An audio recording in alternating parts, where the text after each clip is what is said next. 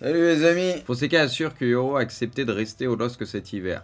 Il comprend la situation, il sait qu'il reste ici, il est très jeune mais très équilibré, il a compris qu'il devrait seulement penser à lui pour l'instant. De toute façon les gars, la vérité, même si tout le monde est dessus, le PSG, Real, d'autres clubs en Angleterre, bref, on a compris. Lille, ils ont zéro intérêt à le vendre maintenant parce qu'il vaudra le même prix à la fin de la saison, voire peut-être plus cher. Jamais il vaudra moins cher. Donc autant finir la saison avec eux, essayer de se qualifier en Europe, aller le plus haut possible, et puis ils le vendront très cher de toute façon. Donc ça sert à rien pour eux de le vendre maintenant, et même pour lui en soi. Vigny égalise pour le Real, ouais, il aimait bien Vini pour le coup. Pour le Real, c'est comme très souvent, bon, pas tout le temps, parce qu'on l'a vu contre l'Atlético il y a pas longtemps en coupe et tout, mais la plupart du temps, ils arrivent toujours à renverser la situation, c'est très bien. Le Real s'impose 2-1 sur la pelouse de Las Palmas après avoir concédé l'ouverture du score. Urangue ont parfaitement réagi pour parvenir à renverser Las Palmas face à Vini et Tchouaméni. Le Real reprend la tête de la Liga. Ils ont gagné là, Giron, les gars, Giron. Ouais, ils lâchent rien non plus. Moreno ouvre le score face au Barça. Putain, ce match-là, les gars, c'est...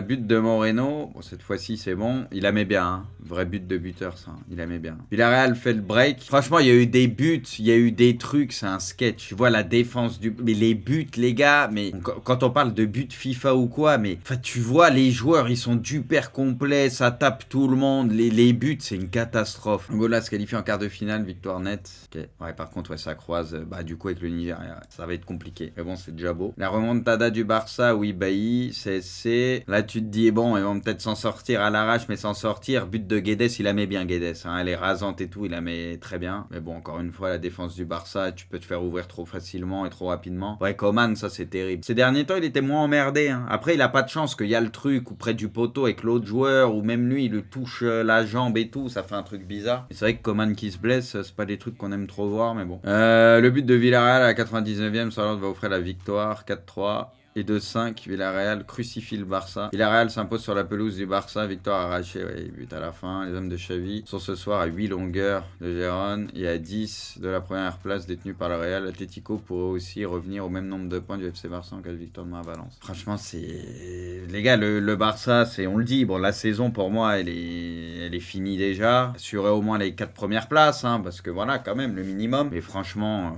il n'y a rien qui va. Bon, Xavi, il a dit il allait se casser, etc. Ça réglera peut-être une partie des soucis, mais pas tout non plus, on va pas se mentir, en espérant pour eux qu'ils puissent bouger un peu sur le mercato, mais apparemment ils le disent eux-mêmes, c'est compliqué parce qu'il n'y a pas trop d'oseille, hein, ils peuvent pas bouger, mais le Barça ils sont dans une sauce quand même, c'est compliqué, hein. Et surtout comme j'ai déjà dit, le Real, ils sont tellement une équipe pour le présent et le futur, où eux c'est prêt, etc.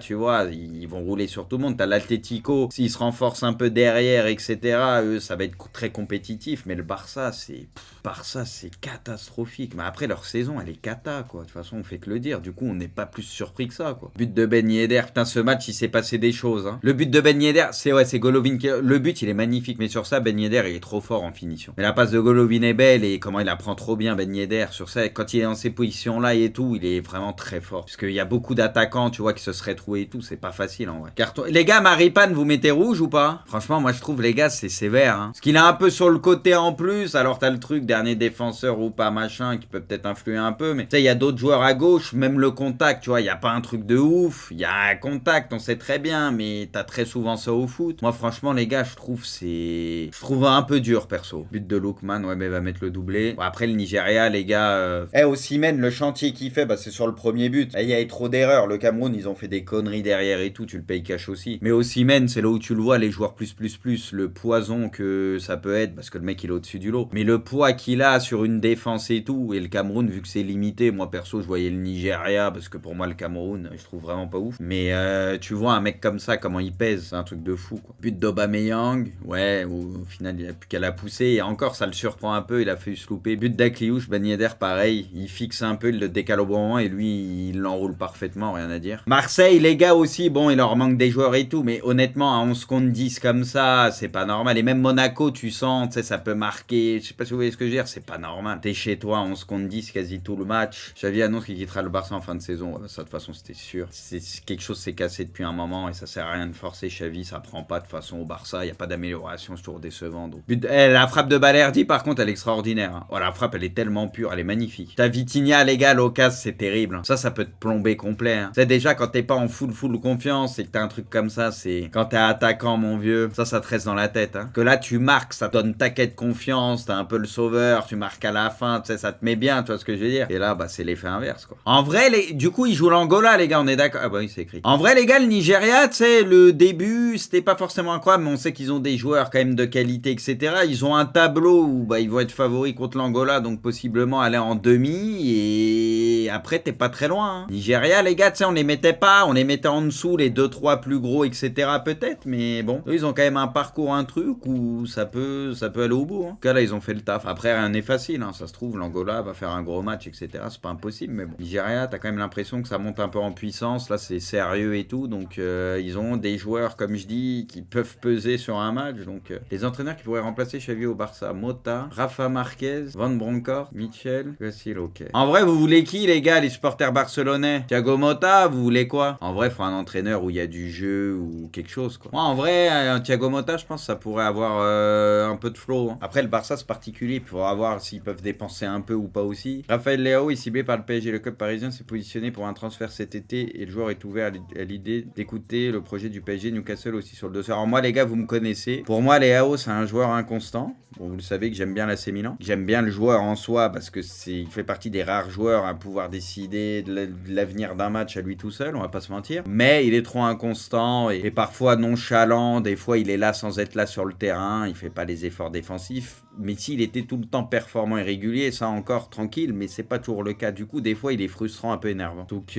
voilà, je vous l'ai dit déjà il y a quelques mois, je suis pas contre un départ du Milan, à condition bien sûr que contre une belle somme, hein, ce qui sera le cas s'il part. 100 millions tu lâches, non, tu peux gratter un peu plus avec Léo. Parce qu'il est encore jeune, il a la cote, etc. Quand tu vois le prix du marché de certains joueurs moins forts que Léo qui sont partis pour très cher, un peu plus de 100 millions et allez, go. Tu vois, t'as vendu Tonali 80, t'as pu acheter beaucoup de joueurs. Pour moi, t'as un meilleur effectif. Même si cette année, la saison ultra décevante et il y a eu 150 blessés. Il y a encore des manques dans l'équipe, bien sûr, mais pour moi, si tu vends un Leao, tu peux acheter plusieurs bons joueurs, tu vois, et qui vont peut-être faire plus de bien à l'équipe au final. Mais après, oui, il faudra trouver les bons joueurs. Leao au PSG, vous prenez. Les Parisiens, les gars, vous êtes très contents. En vrai, si jamais Mbappé se casse et que vous récupérez un Leao, tu vois, vous validez ou vous préférez partir sur d'autres joueurs? Leao, je pense, vous pouvez l'attirer, c'est jouable. Mais les gars, les autres joueurs meilleurs que lui à ce poste-là, vous pourrez pas les attirer, ils voudront pas venir chez vous. Donc qui vous voulez avoir? C'est ça le problème, qui? Si vous prenez pas lui, Kvara je préfère. Ah non les gars, mais n'abusez pas quand même. C'est ça le problème les gars, si vous avez pas Léo, vous prenez qui? Salah, mais Salah il ira pas à Paris sûrement les gars. Salah les gars, tout le monde le veut, mais je pense pas il ira à Paris. Le truc c'est que vous voulez des joueurs les gars, mais faut penser si c'est possible ou pas. Ça a pas l'air jouable. Son les gars là, il bougera pas de Tottenham, je pense pas non plus. Tous ceux que vous citez pour moi c'est infaisable. Alors que Léao ça fait partie de la limite de ceux où c'est peut-être faisable. Piontek auteur d'un triplé en 33 minutes pour remonter Konya Sport à lui tout seul. Putain les gars, quand il avait commencé avec Milan, ça cartonnait, ça disait ouais le futur Sheva et tout machin. Au ses débuts, c'était incroyable. Thomas Tuchel laisse entendre une volonté d'entraîner en Espagne. Partir à l'étranger me plairait à nouveau. L'Espagne a un championnat extraordinaire. Après le Real, après Ancelotti, bon ça peut être un Klopp, ça peut être beaucoup de monde. Le Barça, peut-être avoir des possibilités. Les supporters barcelonais, les gars, avoir Tourelle, vous en pensez quoi? Vous êtes contre? Parce que moi, vous parliez de flic et tout. La vérité, je préférerais avoir un Tourelle qu'un flic au Barça, moi. Moi, je trouve, les gars, c'est pas mal Tourelle. Bon, même si là, au Bayern, machin, moi, perso, c'est un entraîneur que j'aime bien, moi. Neymar est présent. Ils savent très bien ce qu'ils font. C'est vrai que là, il a pris beaucoup en peu de temps. Hein. Après, on le sait que le foot, c'est fini, c'est derrière lui. Donc, après, les gars, comme beaucoup de Brésiliens qui, quand ils arrivent sur la fin, les gars, on a vu R9, on a vu Ronaldinho, et même Robinho, les Brésiliens, les gars, on sait qu'ils aiment la teuf et tout. Et très souvent, dès que ça arrive vers la trentaine, des fois même un peu moins, souvent, ça prend un peu de poids, tu vois, très souvent.